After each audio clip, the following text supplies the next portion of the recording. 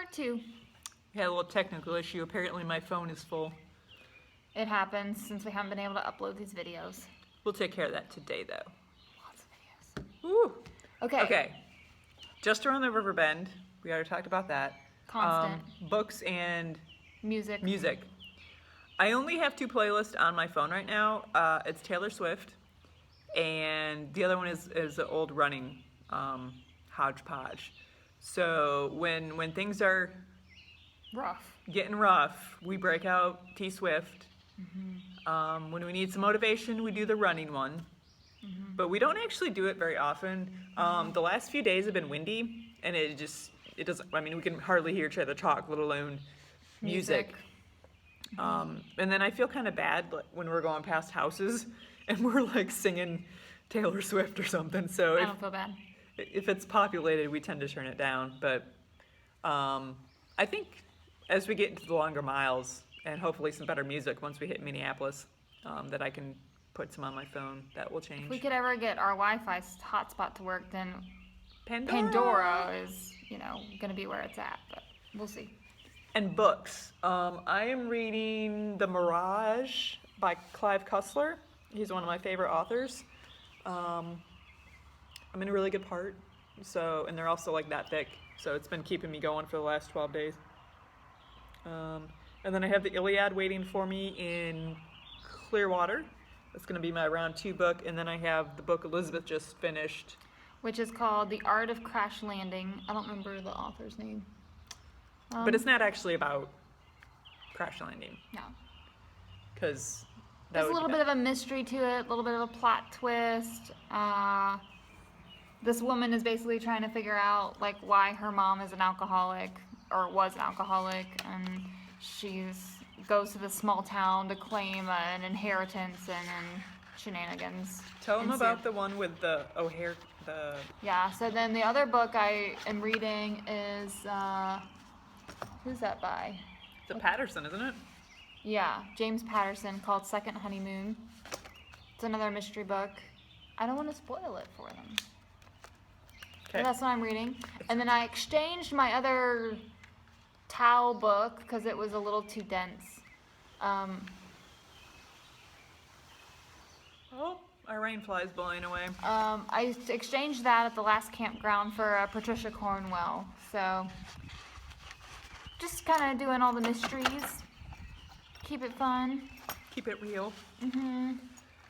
Do you remember some of the questions since we're using your phone? Oh. The rest of the questions? Oh, side note, I have the ivy. It's probably not ivy. It's something poison. She's reacting to something. It's all over my arms and my neck. I don't know. How do we get through rough days? Oh, yeah. What have we learned about each other? What are the joy, like what makes a good day? Yeah. What brings joy to our day? And what do we miss? Like, not who, but what. Mm-hmm. So we'll go with those. Yes. Joy to our day. I need sun. I need animals. And we both need no wind. Minimal wind. Breeze. I like breeze. Like dusting of snow. Because it's just when you're fighting wind all freaking day long, it feels like you're doubling the miles. You're just and it doesn't even have to be super strong. Anything over like double digits, you're going to feel. Mm-hmm. I think yesterday or today, I don't know, it was like 15 with gusting to... Yesterday was real nice. Yeah, you're right. And even with the twists and the turns of the river, that almost makes it worse because you're like, wee, and then all of a sudden it's in your face. And you're fighting it. And then you're like, wee, and then you get this weird crosswind, and then it just, ugh. And I need to see animals. It kind of like makes the day go a little bit faster for me, breaks it up a little bit to see even the same things over and over. Mm-hmm. Oh, potty stops. While we're talking about that, we have this like new plan system thing. So yeah. So Dad had asked the question of, how do we pick our potty stops? Mm-hmm. Who decides where we stop, when we stop? Do we have to give a warning like, hey, I'm going to need a potty break in 20 minutes? So this encompasses everything. Mm-hmm. Pretty much whatever time we start out.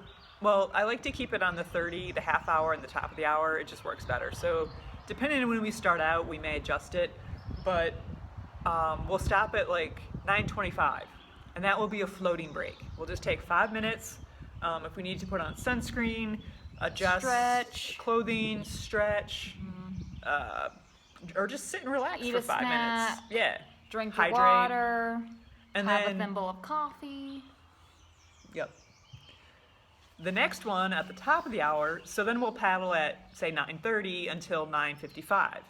And then that one we play with a little bit. If we see a good spot a few minutes early, we're going to pull over because good It's spots muddy. are hard to come by.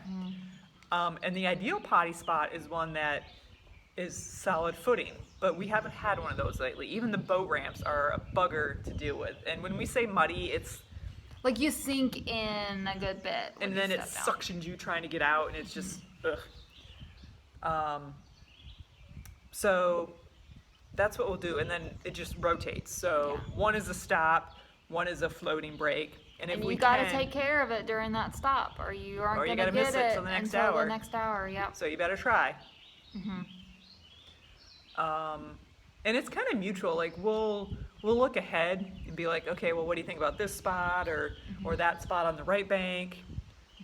And then if it's a totally bad one, we'll just push the time frame. We'll play with it to make it work, but we still like to break it up every half hour or so because it just helps break up the monotony of the paddling. And for me, since I'm not wearing a watch or anything, it helps me keep track of what time it is, so I kind of know what our pacing is for the day. Yeah, and we've been able to keep pretty steady at 4. 3.5 to 4. Yeah, even with the breaks. Yeah. Oh yeah. We can do about 4 miles an hour, so I'm happy with that. Yeah.